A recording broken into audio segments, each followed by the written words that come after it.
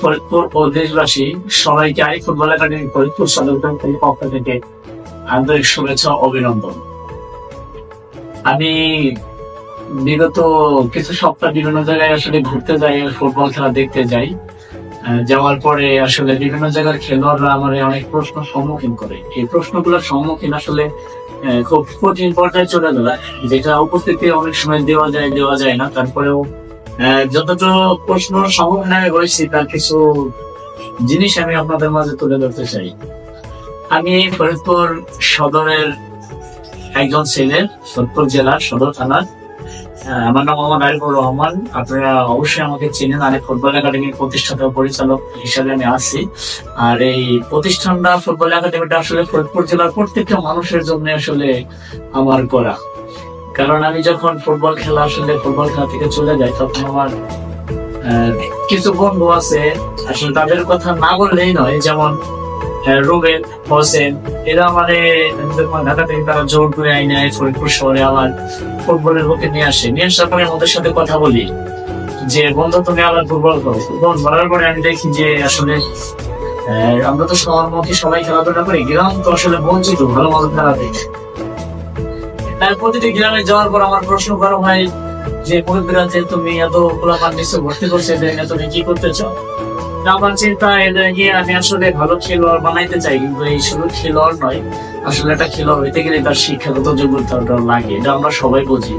তাই সর্বপ্রথম আমরা পড়ালেখার প্রতি যেমন গুরুত্ব দিই, পাশাপাশি ফুটবল খেলাটা। আর আমরা যতটুকু পারি খেলাধুলা পড়াশোনার পাশাপাশি সবাইকে আসলে সর্বোচ্চ আর্থিক সহযোগিতা করতে চেষ্টা করি এবং এখান থেকে কর্মসংস্থান করতে দিতেও চেষ্টা করি। আপনারা জানেন আমাদের বিশিষ্ট দিনের চাকরি হচ্ছে, আপনারা সবসময় দোয়া করবেন। আর গ্রামের যে এত ভালো ভালো খেলোয়াড়, আসলে আমরা সবাই, আমার ম্যানেজার আছে, দুজন ম্যানেজার আছে, সহকারী আছে, আমার সাইডে যারা থাকে, আমার বন্ধুরা যারা থাকে, এরাও ঘুরতে গেছে। আসলে গ্রামের এত ভালো খেলোয়াড় আছে, আমরা আসলে সেটা আসলে জানি না। এই প্রতিভাগুলো আসলে বিকশিত করতে হবে। আর আমি জানি ফুটবল ফেডারেশন আসলে একটা সম্মানের জায়গা, আর এদেরও জানা দরকার। যেমন ফরিদপুর যারা দায়িত্বে আছে, আমি চাই এরাও আসলে গ্রামে যায় ভালো ভালো খেলোয়াড়ের প্রতিভাগুলোকে ফুটিয়ে তুলুক তারা। আর আমি চাইতেছি তাদের অজানা যে কাজটা আছে, এই অজানা কাজ গ্রামের যে খেলোয়াড়, এইগুলোর জানানোর জন্য আমি প্রত্যেকটা গ্রামে প্রত্যেকটা মাঠে বর্তমান ফুটবল নিয়ে পড়ে আছি, শুধু এই মাঠটা আলোচিত করার জন্য।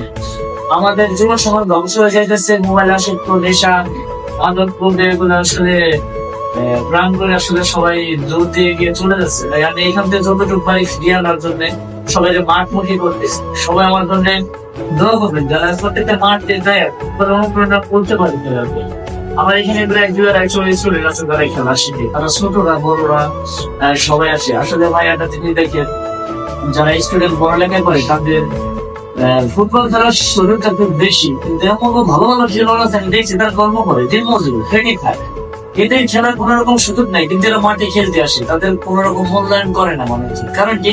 তারা কর্ম করে। আসলে সেটা না, একটা মানুষ কিভাবে কোথা থেকে উঠবে এটা বলা যায় না। হতে পারে সেই কর্মের পাশাপাশি খেলাটা ভালো করলো, ভালো একটা জায়গা পাইতে পারে। ভাই আমি এদেরও আসলে কি বলবো, সাধুবাদ জানাই যে তারা এখনো আসে। ভাই আমি খেলতে গেলে আমি দেখি প্রত্যেকটা মানুষ আমার সাথে কথা বলতে আসে। আসলে তাদের কতটা ফুটবল ভালোবাসে গ্রামের লোক, এটা আসলে বোঝায় বলার মতো কিছু নাই। আপনারা দেখেন 22 জন মাঠে বল খেলে এক্সট্রা প্লেয়ার দিয়ে মনে করেন 30 জনের মতো থাকে যায়। 30টা প্লেয়ারের ভিতরে দেখেন আপনি 32টা প্লেয়ারের ভিতরে মাঠের দর্শক কিন্তু 10,000 15,000 দর্শক থাকে, কিন্তু 30 জন মানুষ একটা মাঠ চালকতা করে দিতেছে। কিন্তু দর্শকের মাঝেও হাজার হাজার লোক, ফুটবল খেলোয়াড়, ফুটবল প্রেমী, এরা কিন্তু মাঠের সাইডে দাঁড়িয়ে বসে থাকে। দেখি তারা কিন্তু চিন্তা করে আমরা যদি এরকম খেলোয়াড় হইতে পারি, কিন্তু তাদের কোনো সুযোগ নাই।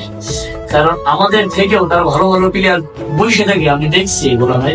তো এই জন্যই আমি এই ফরিদপুরের যত যেখানে আছে 9 থানার ভিতরে যাদের সুযোগ দরকার, আরিফ ফুটবল একাডেমির সাথে আপনারা যোগাযোগ করবেন। আমাদের নাম্বার সবসময় আপনাদের কাছে অবশ্যই পৌঁছে যায়। আর আমাদের সর্বোচ্চ অনলাইন আছে, আমাদের পেজ আছে, আমাদের ইউটিউব চ্যানেল, টিকটক সব জায়গায় আছে। ওইখান থেকে আমাদের নাম্বার নিয়ে নেবেন। যার যেখান থেকে ভর্তি হওয়ার দরকার ভর্তি হবে, যদি ফরিদপুর স্টেডিয়াম, অবশ্যই আমি একজন স্টেডিয়ামের খেলোয়াড়। স্টেডিয়াম প্রত্যেকের বাইরে আমি যাইতে পারবো না, কারণ স্টেডিয়ামের খেলোয়াড় আমি সর্বোচ্চ প্রথম পরিচয় নারী ফুটবল একাডেমির প্রতিষ্ঠাতা পরিচালক হইলেও আমি একজন ফরিদপুর স্টেডিয়ামের খেলোয়াড়।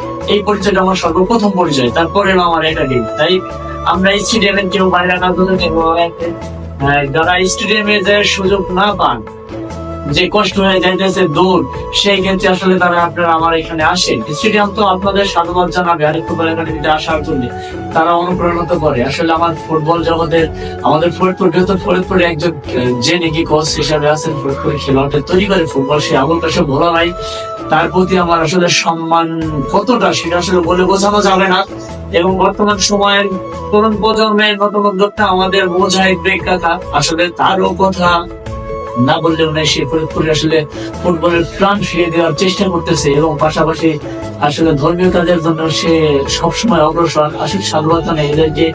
আর আমার সার্বক্ষণিক যারা আসলে হেল্প করে যাচ্ছে এই একাডেমিটা পরিচালনা করার জন্য এবং ভালো কাজের জন্য, তাদের সাথে আমি আসলে কি বলবো, তাদের কিছু বলার নাই। তারা আমার যেভাবে হেল্প করতেছে, এই ছোট ছোট মানুষগুলা যেভাবে হেল্প করতেছে, আমার বন্ধুরা হেল্প করতেছে, আসলে একটা পরিবার হয়ে গেছে আরিফ ফুটবল একাডেমি এদের কাছে। আসলে আরিফ ফুটবল একাডেমি আসলে এটা কার বলতে গেলে এটা সবার, এই ফরিদপুর জেলার সবার আরিফ ফুটবল একাডেমি। যার কারণে এখানে আরিফ ফুটবল একাডেমি তৈরি করা হয়েছে, যাতে অধিকার দিয়ে প্রত্যেকটা প্লেয়ার বলতে পারে এই একাডেমিটা আমার।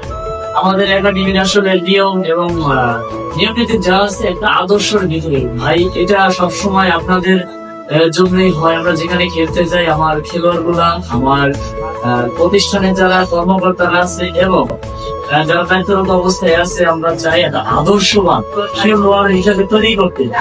যার পড়ালেখার সমস্যা হয় আমাদের জানাবেন, আমরা তার সুব্যবস্থা করে দেবো। যার কর্মসংস্থানের দরকার অবশ্যই আমাদের জানাবেন, আমরা চেষ্টা করবো ভাই আপনাদের কোনো কিছু করার। যারা খেলোয়াড় হতে চান অবশ্যই আমার সাথে যোগাযোগ করবেন।